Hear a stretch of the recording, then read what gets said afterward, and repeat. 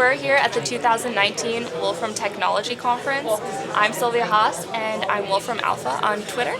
And I'm here with my co-host. I'm Shruti Ponte, and I was a student at the Wolfram High School summer camp this year. And we're here with Jan Brugard. He's the CEO of Wolfram Math Core. And he's here to talk about the new stuff in SystemModeler. So welcome. Thank you. So Jan, why are you here at this conference, and what do you do for Wolfram? Well, as said, I am the CEO of Wolfram Math Core, and we are developing a tool called SystemModeler, which is a tool to model all sorts of systems. It could be the human heart, or it could be a gas turbine, or it could be an ecological system. So all sorts of things. And I'm here at the conference to show the new stuff that we have been developing during the year. So what is your project about? My project, I'm leading the group, as I said, so there are several different projects. This year we worked on things like adding new libraries so you can use the software for new applications. It's to be a bit technical, it's working with the synchronous systems, it's working with fluid systems, and then we also we're adding integration with machine learning from the machine learning part of Mathematica into our system models, and also working on integration with a cloud as Wolfram One, for instance. Interesting. So can we see an example? So let me see here. Do I have to do something, or do you have it on screen? No, yeah, you just... Yeah, I can just go here. This is the hello world of SystemModeler. Let me do this. I can make a copy of it so I can do things. So it's so you can see two here. Yeah. So you see what. So this is our hello world. It's a DC motor. Okay. I don't know any about your background, but basically we have some electrical circuits here, like a resistor, and we have a shaft built by an inertia. So if I, behind the scenes, behind these things here that I can sort of drag around and I can connect them as I want, there are equations. So do you happen to know which equation governs the resistor? No. It's Ohm's law. Which is basically saying a relationship with the current and the voltage and the resistance in the resistor. Most components in the world can be described by some sort of equations. And when you combine these equations, you get a whole system that you then can run and, in this case, simulate. So if I click here, simulate for this guy here, what it does, it sort of takes this graphical representation and makes a code for it that is compiled, and afterwards we can simulate. For some reason it's taking a bit of time, and here we have it. Let's change colors here so it's easier to see. So what we're looking here is when we're feeding this DC motor with a constant signal in, how fast will this shaft accelerate? And the idea with SystemModeler is to see what happens if I do a design change. For instance, I have a heavier shaft or another resistor. So I could come up with a change, say, go to parameters here and say, okay, let's change the inertia here to something bigger. It's 1 kilogram per meter squared, and I'll change that to 10. If I make a heavier shaft on a DC motor, would you imagine it going faster or slower?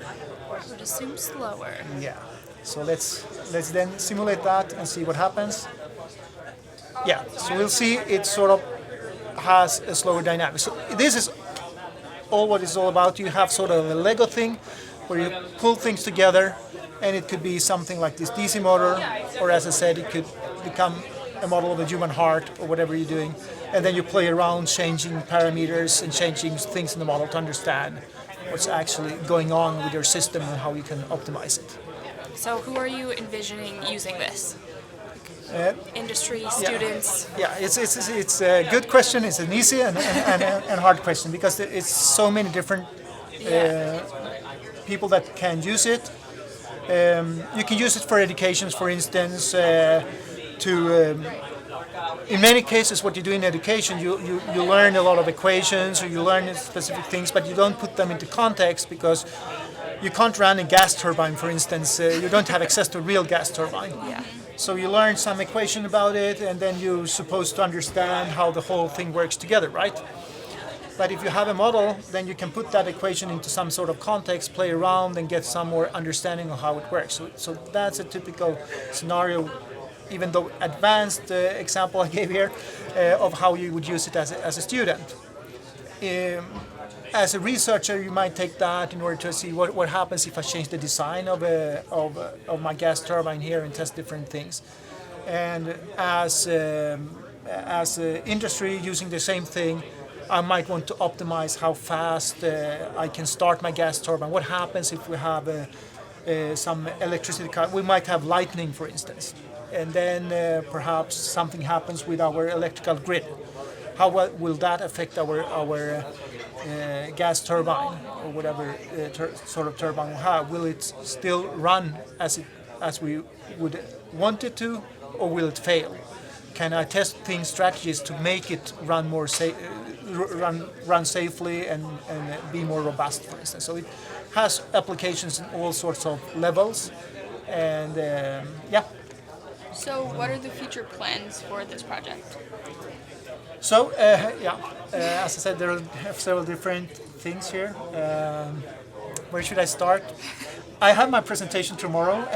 I realized that in my presentation there's way too much for me to be able to present it during half an hour. So I decided that I'll solve that during the presentation tomorrow some way.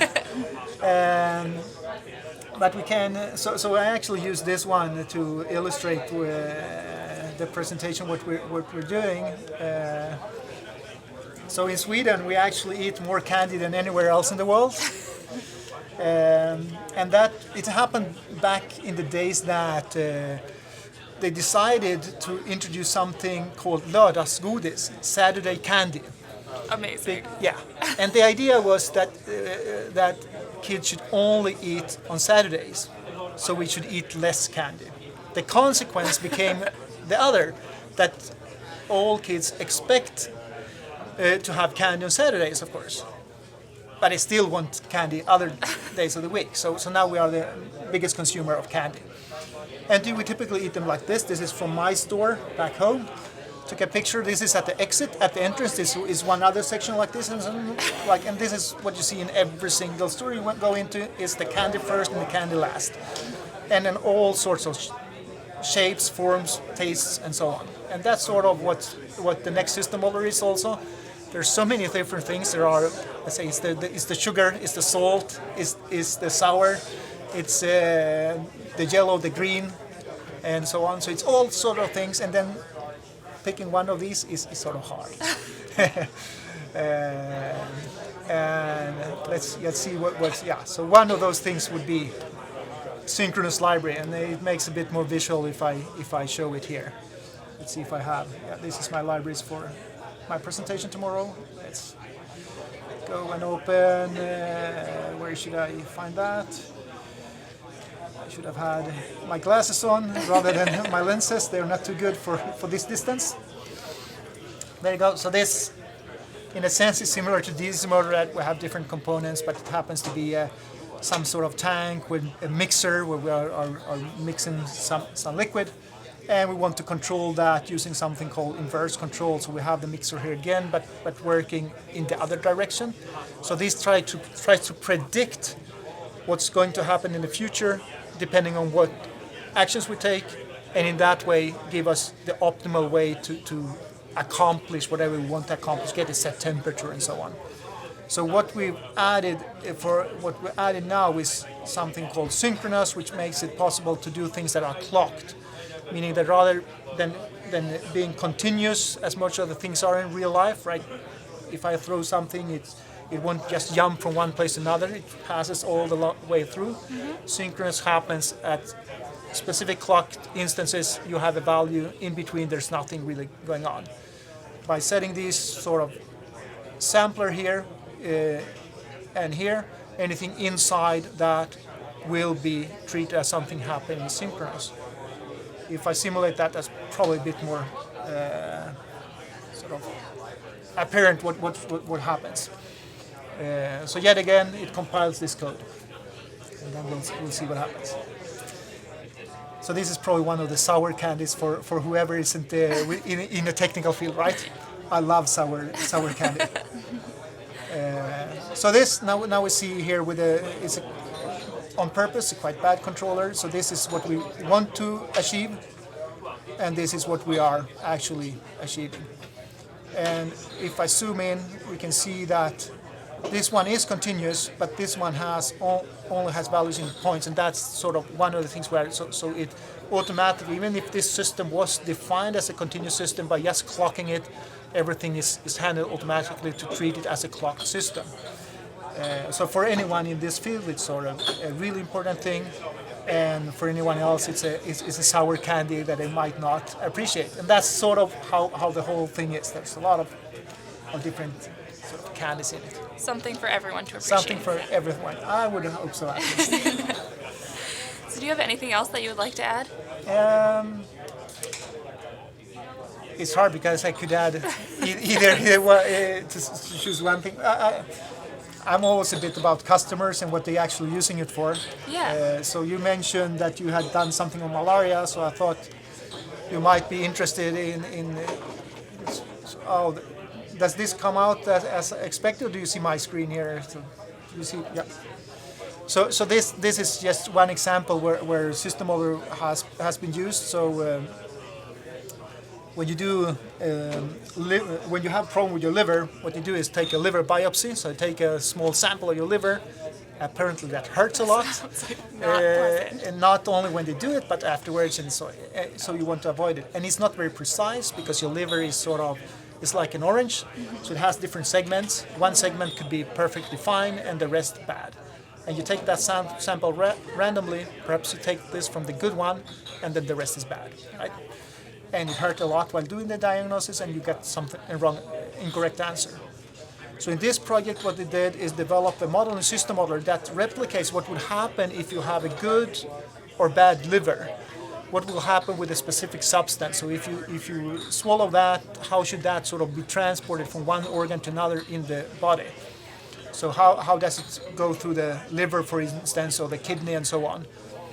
And then instead of taking a biopsy, you send in a person into an MRI scan where they look at how that take pictures over time, like an hour. That's what we see here, and get samples of how the level of this substance changes in the liver over time, and then you can correlate that to models of the healthy liver, diseased liver, and so on, and in that way understand if it's the condition of the liver. That's awesome. So rather than like taking, so this for me is a very cool application of where you use a SystemModeler, and as you see, it's something done with Linköping University and AstraZeneca in collaboration between them. That's so cool. Well, thank you so much for coming in and talking with us today. We learned a lot about SystemModeler. Thank you. Yeah. Very a pleasure being here.